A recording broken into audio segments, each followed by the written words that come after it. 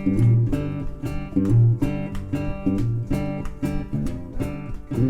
you all for being here, and thank you all for the opportunity I was afforded to learn a lot from all of you. It was really a privilege, and I hope I can modestly reciprocate that privilege. Two disclaimers first. First one, I am not going to sing. And believe me, you're better off because of it. And the second one is I changed my presentation significantly to adjust it more or less to the things that were discussed. So I originally, as the title seems to suggest, it was more like a theoretical presentation. But a lot of the charm of the conference had to do with the presentation of case studies and lives, both real and fictional. So I am going to move my presentation a little bit towards that. And when it comes to bandits in Latin America, none is more fascinating than Pancho Villa, the most important, the better known at the global stage, and the most complex. I have to admit that for a long time I was fascinated by the image and the story of Villa, and that lasted until Trump was elected, a point at which I realized Trump and Villa shared a number of features, one of which I am going to talk about, which is this constant victimization. Now, Trump is the most powerful person in the world. However, he's always complaining that he's being treated unfairly, and poor Trump. Incredibly, and that was a horrible realization for me at the time, I'm going to be talking about this book, which is an autobiography that he dictated. And that's what he does throughout the entire autobiography, complain about poor Villa, unjustly persecuted by his enemies and his detractors. That was hard for me to stomach. That plus both are unrepentant humanizers. You know, in the case of Villa, polygamous. So it's, yeah, I didn't want to continue thinking about analogies because it was going to ruin my book for me. Oh well.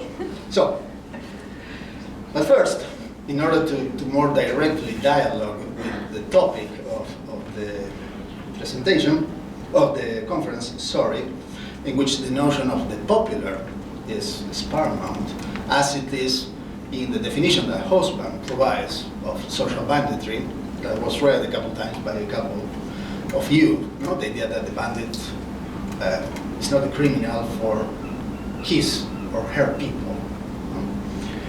In the case of Latin America, that's problematic. The idea of a people is problematic for reasons that they will explain. And after explaining that, I will move on to the case that I would like to share with you.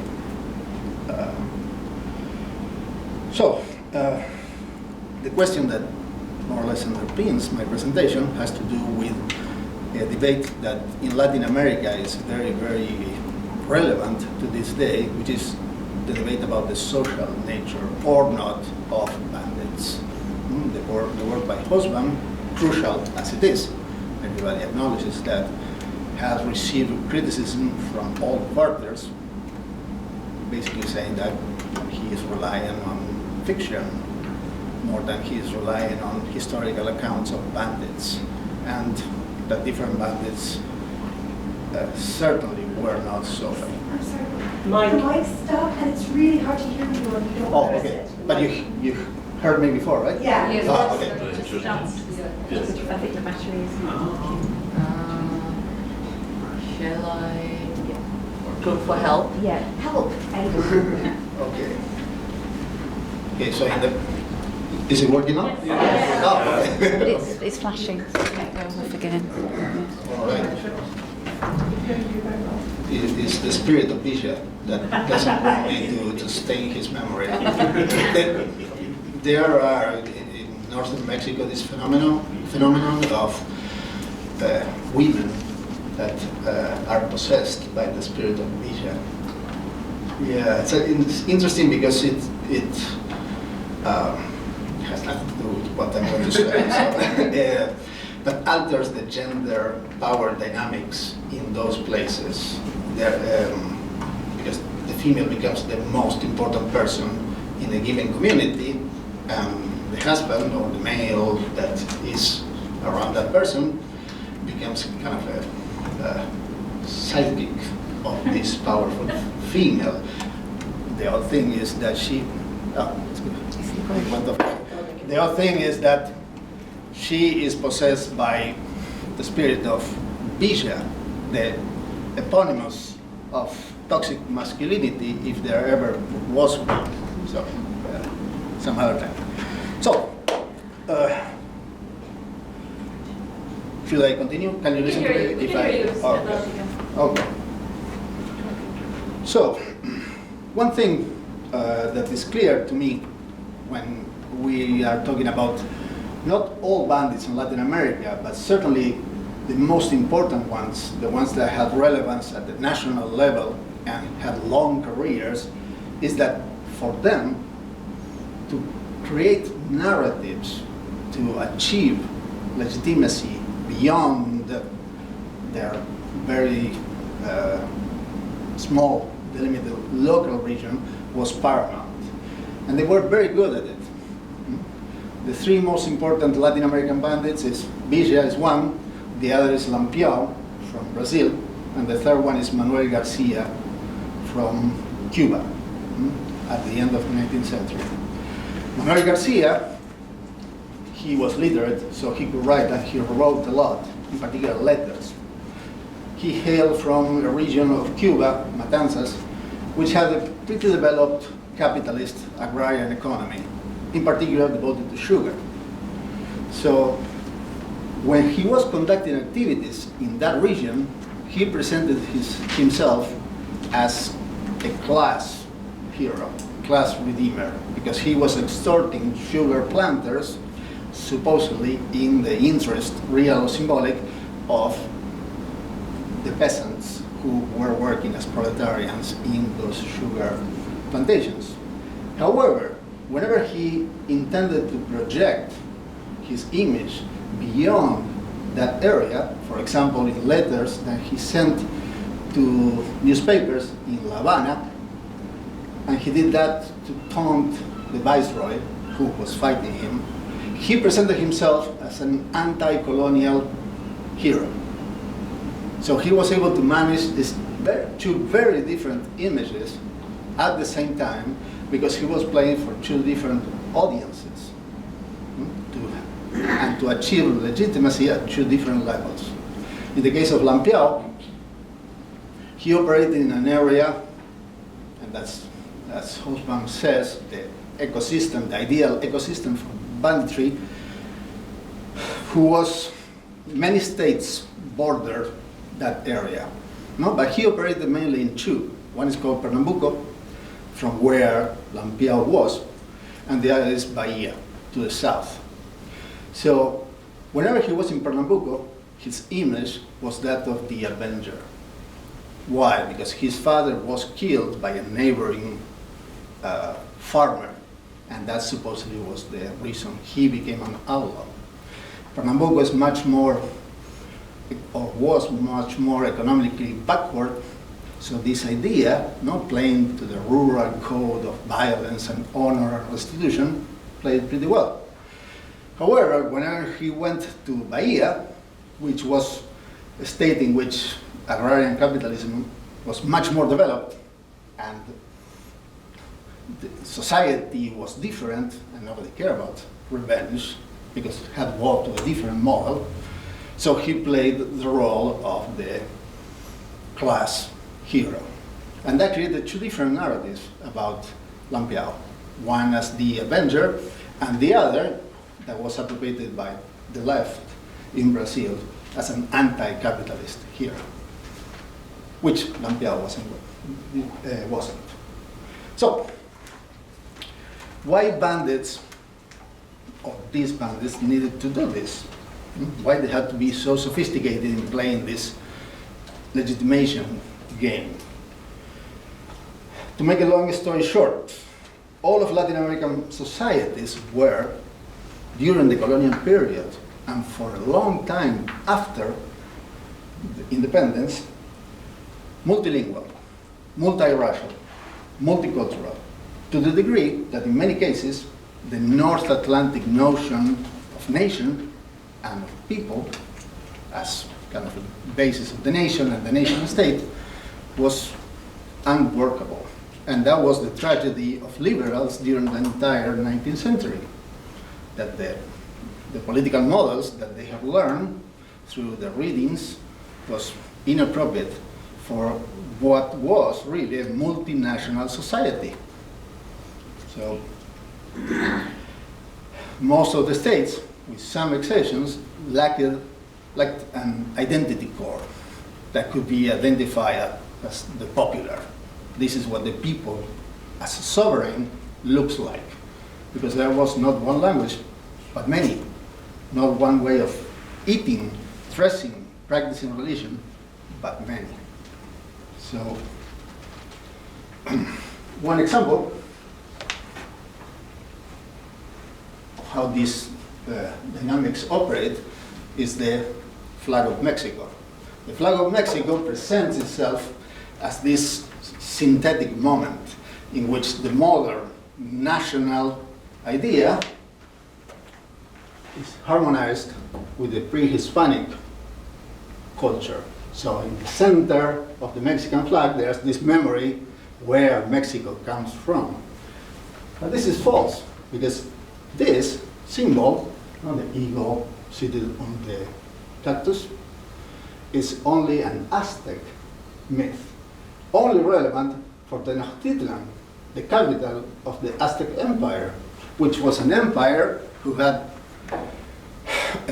exacted tribute from many other indigenous communities that were not Aztec, that didn't like the Aztecs, that actually aided the Spaniards in their work of conquest.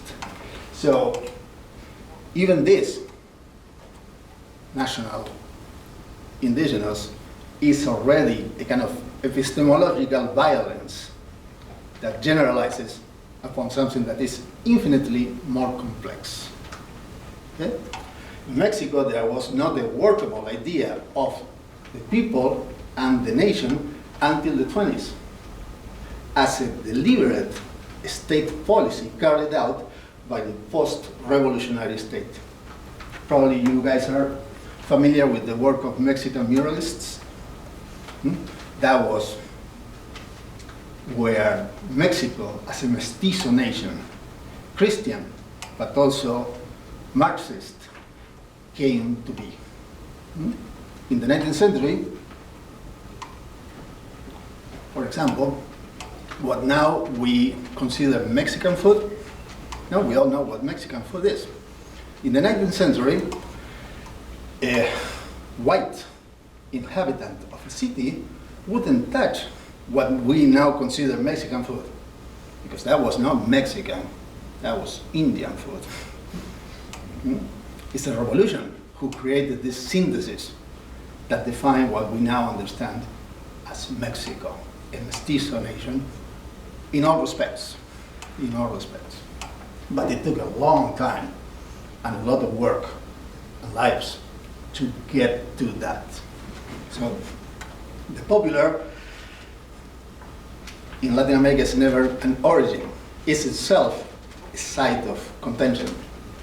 And rulers had to legitimate themselves deliberately, as well as rulers' challenges, bandits. So they had to create an idea of what is the popular. I'm a social bandit, but that's a mean. And they were pretty good at it. But always understanding that it was an operation that they had to actively carry. All right. Nobody did that better or with more urgency than Villa. Why? Because he was a bandit for a long time, although it's not clear what he did as a bandit, because the record is pretty sketchy in that respect. But he was also the best general of the Mexican Revolution. The Mexican Revolution won because of him. When he was recruited by Madero, the leader of the revolution, a civilian, a well-to-do hacendado from Coahuila, to rebel against Porfirio Diaz, caudillo, hero of the war against the French, and president for life. Even though there were elections, he always won. So Madero rebelled against Porfirio Diaz. The right hand of Madero recruited this dubious character, Villa. And Villa is the one who took Ciudad Juárez against the wishes of Madero. Madero didn't want to engage in a battle. So Villa just went ahead and forced Madero's hand, and Villa won the battle. And that battle decided the balance of power, and Porfirio Diaz left. And that continued. He won all the decisive battles of the Mexican Revolution. However, he was never able to shed this shadow that he was not a true revolutionary, but kind of a condottieri, a mercenary, a warrior for hire. Even Madero, the guy who owed his being in power to Villa, didn't consider him a revolutionary. So, and he was never able to shed this doubt on his legitimacy. And it was not that Villa needed that because he wanted to be considered a general out of personal vanity. He was a great general. He didn't need nobody to tell him that. But had effects during his revolutionary career. For example, in 1915, Villa's fortunes were declining. 1914 is when he wins the war against the counter-revolutionary coup that deposed Madero and killed him, led by Eitneolaíochta, a former Porfirian officer that hated Villa intensely.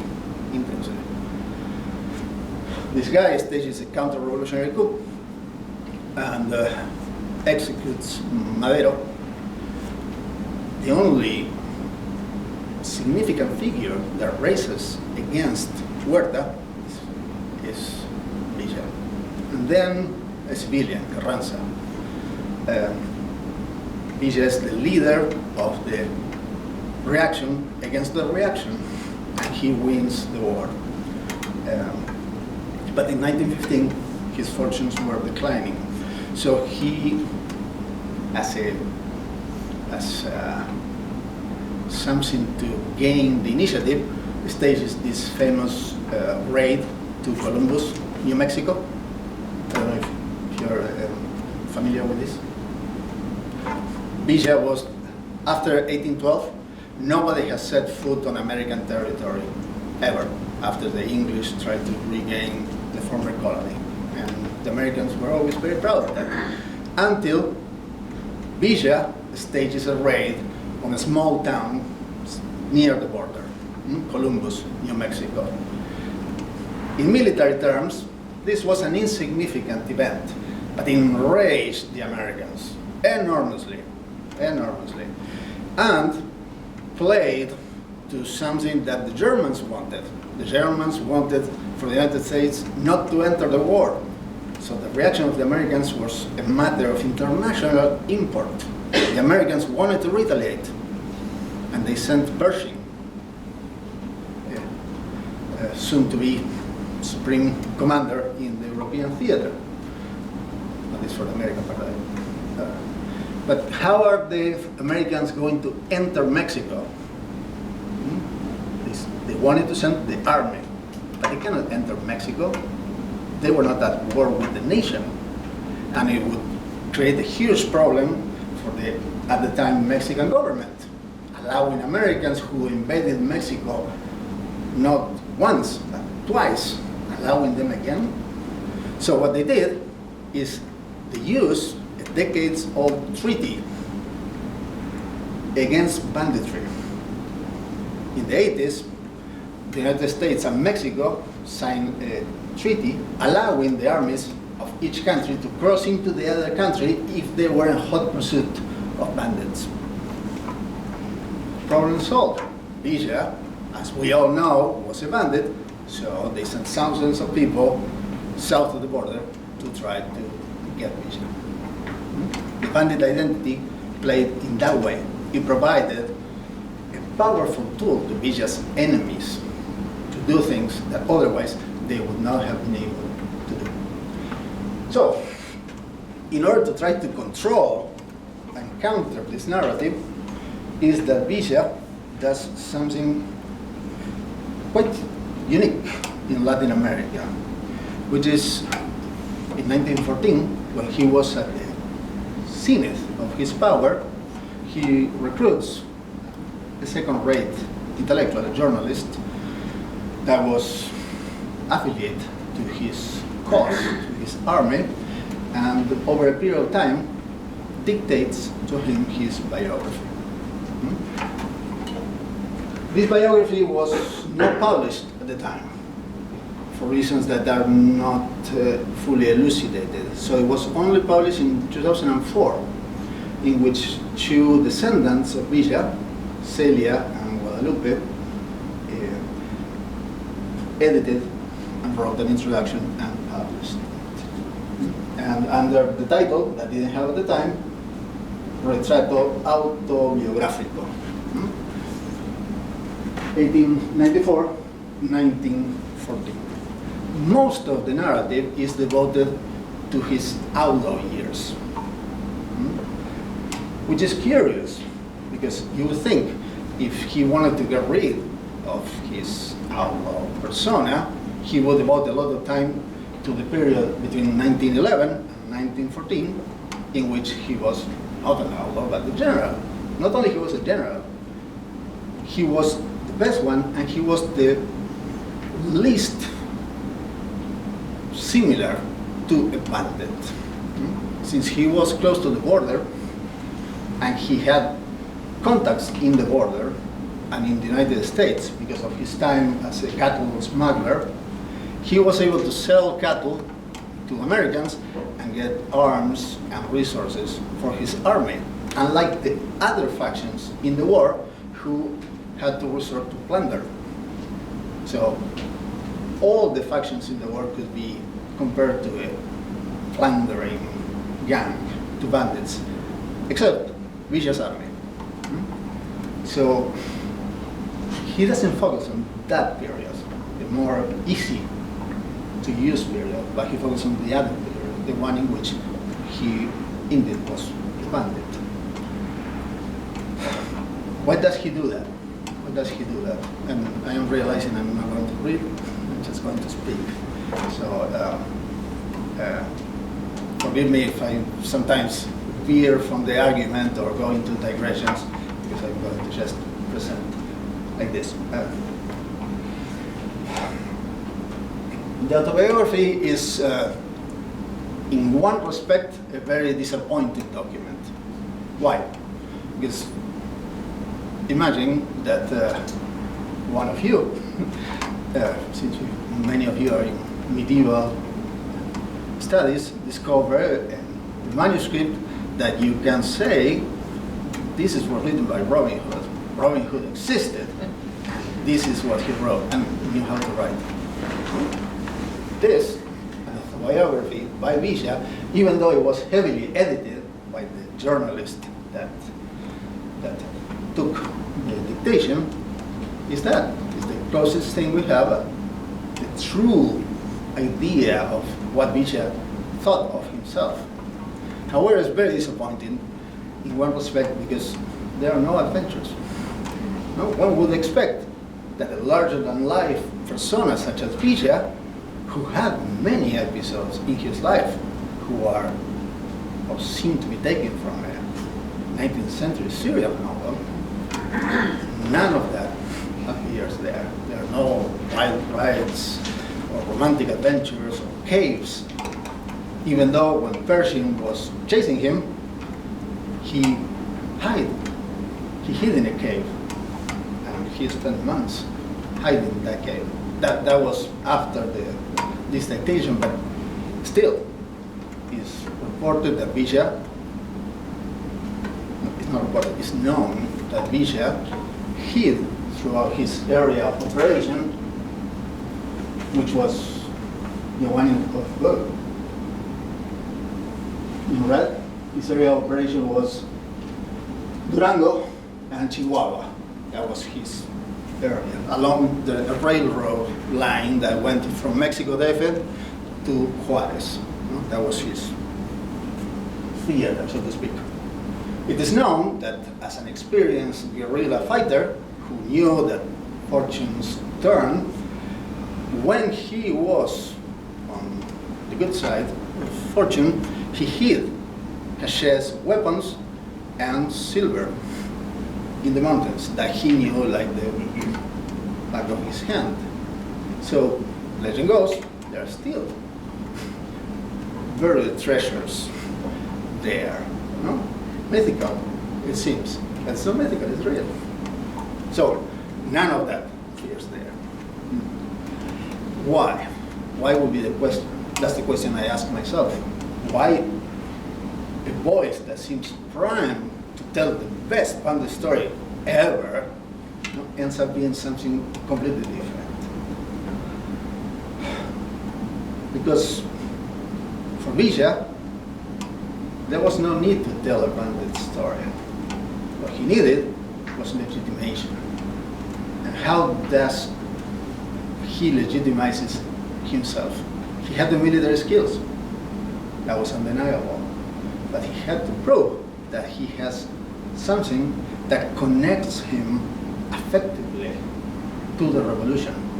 That he's not just a gun for hire, a bandit that, okay, this is the best way for me to get rich and famous. I'm polygamous. No. How does he do that? He was not a peasant. He was an entrepreneur before being a bandit.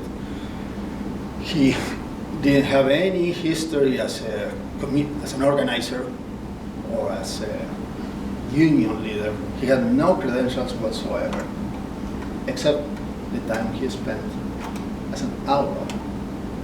But those were dubious credentials.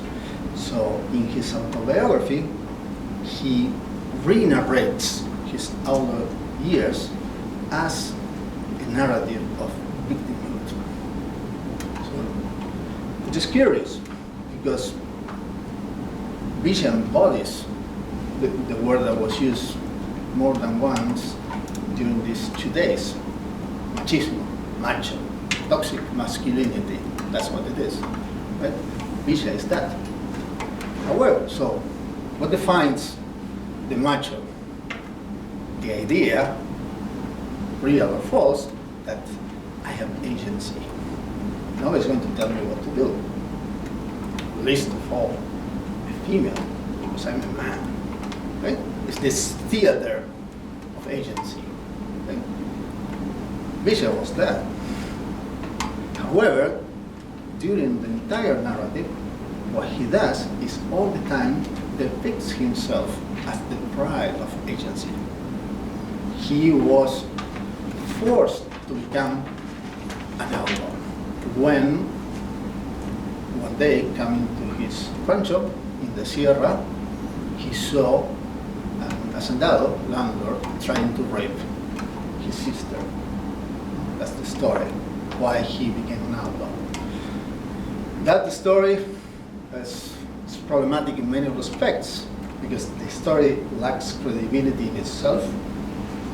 Because the idea is, he came to his rancho, there was Lopez Negrete trying to rape his sister.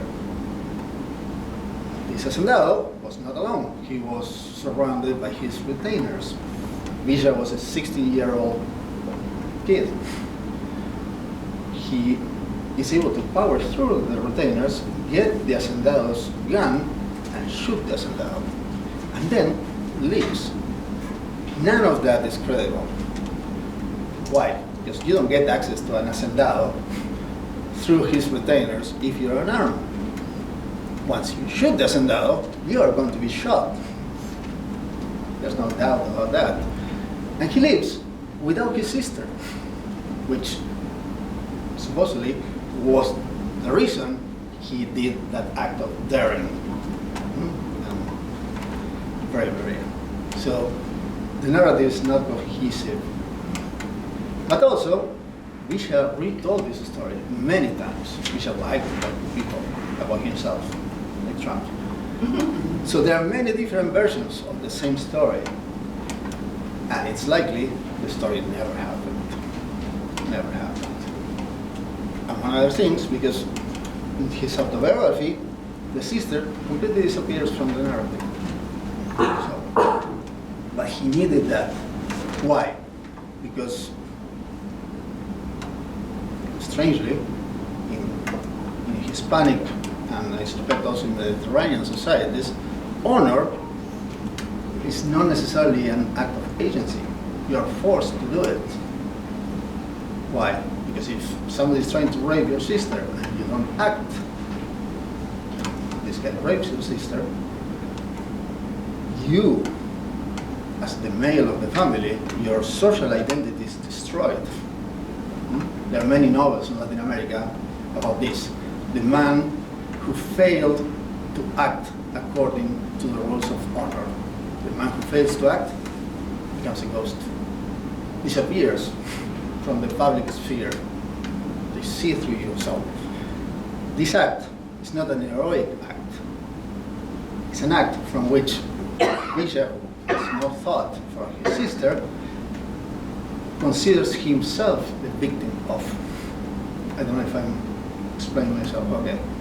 And from then on, all the episodes in the life of Bishop follow that pattern. He's persecuted by the entire state of Durango and Chihuahua. He tries to rejoin a decent, hard-working life, but again, his persecutors don't allow him. Victimhood is the trope through which he can become the embodiment of the Northern Revolution. Not as an epic hero, not as the deliverer of the Mexican oppressed, but presenting himself as the embodiment of the oppressed. So that's why the narrative is so counterintuitive in that respect. And it's disjointed, episodic narrative of victimhood. Dabove Alcalde, the journalist that he retained, does a good job linking with the entire Mexican history. That's the constant that Dabove Alcalde finds in Mexican history that can relate to Bishop. In particular, since the founding myth of the mestizo Mexican nation is a tale of male violence against the female. I don't know if you are familiar with the story of La Malinche. No? La Malinche was an indigenous woman who, she was not Aztec, I don't remember her exact ethnicity, but she is, probably without her consent, retained by Cortés as translator, because she was bilingual.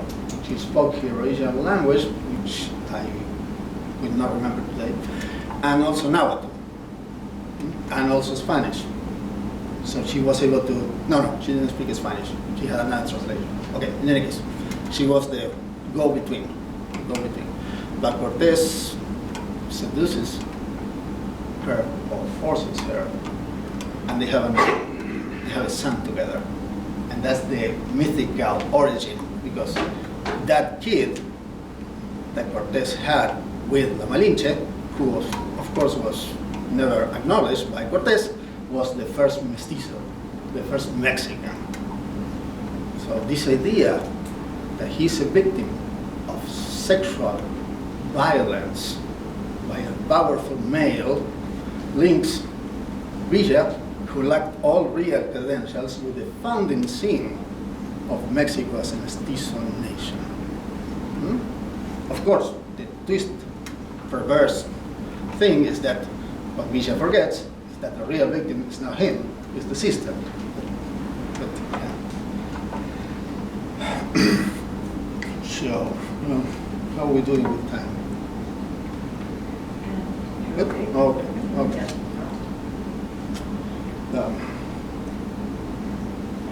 So, the autobiography doesn't read as an epic at all.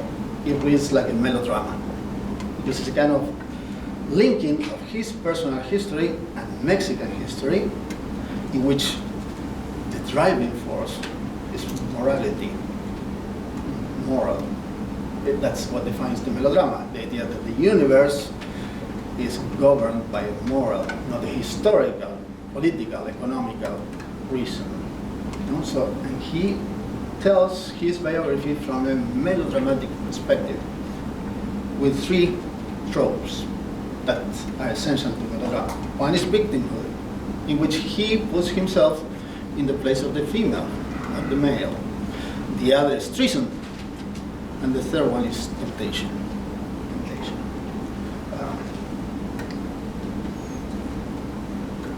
When it comes to treason, that for Villa in real life was kind of the worst thing that can be happen into a person, appears time and again in the narrative. And that is the real danger of this victim persecuted by an evil power. Treason. The world is a minefield. He doesn't have a very sunny idea of the world he lives in. But for a bandit, again, this is counterintuitive. I mean, his life is constantly on risk. He can be shot at any time. However, the real danger, as presented in his autobiography, is losing your moral ground. To betray or to be betrayed. That's the minefield. That's the minefield. And nowhere appears this more dramatically than in the many, many offers that he has to betray Madero. Everybody knew that the power of Madero as president and as revolutionary before was dependent on the loyalty of Villa. A loyalty that was not reciprocated by Madero, by the way. So over his career, he's many times offered that. In particular, there's a very dramatic episode in 1913, in which Huerta, who hated Villa for different reasons, but probably because he was the best general that he was, accuses Villa of banditry. Because when there was the first attempt against Madero by a leader called Orozco, Villa was the one who raised the fighting force to try to stop Orozco. He failed, but he gave Madero and the regular army time to regroup and eventually fight Orozco off. But in order to do that, since Villa, after the 1911,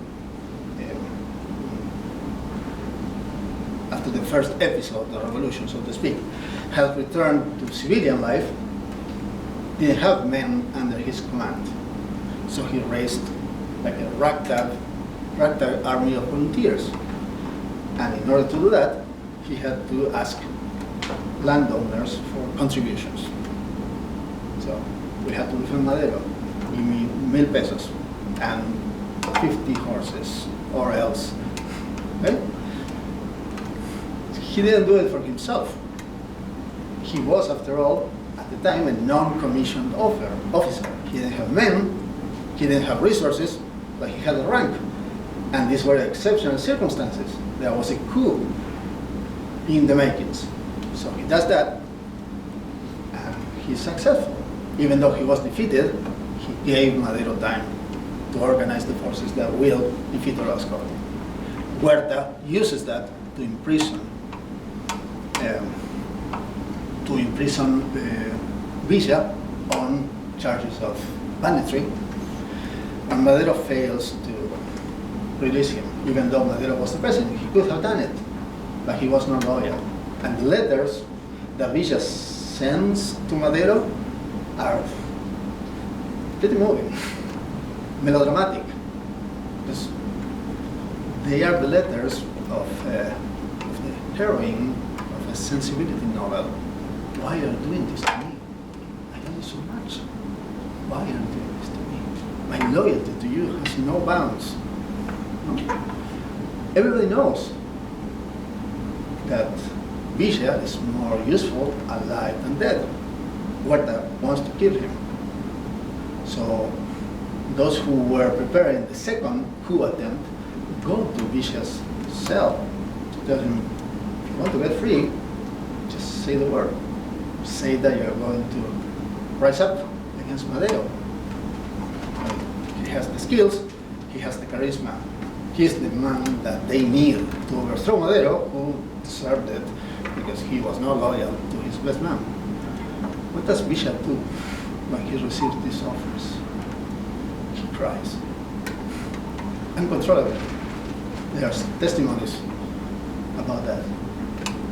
Again, because Villa lives in this melodrama in which he is the virtuous victim assailed by temptation, by the forces of evil, and like the female, again female in The Mysteries of Dolfo, or Pamela in the novel by Richardson, which is the same thing. No? A female assailed by a male who tempts. You can be free, you can be rich, you can be powerful, but you have to sell your soul. And of course, the virtuous character refuses. So, victimhood, temptation, treason. No? The melodramatic framework of his autobiography. That, as in the melodrama, ends poorly because this loyal, unbending love that Villa has for Madero failed to deliver the salvation of Madero. Madero is killed because he doesn't listen to Villa. That's more or less how the story ends.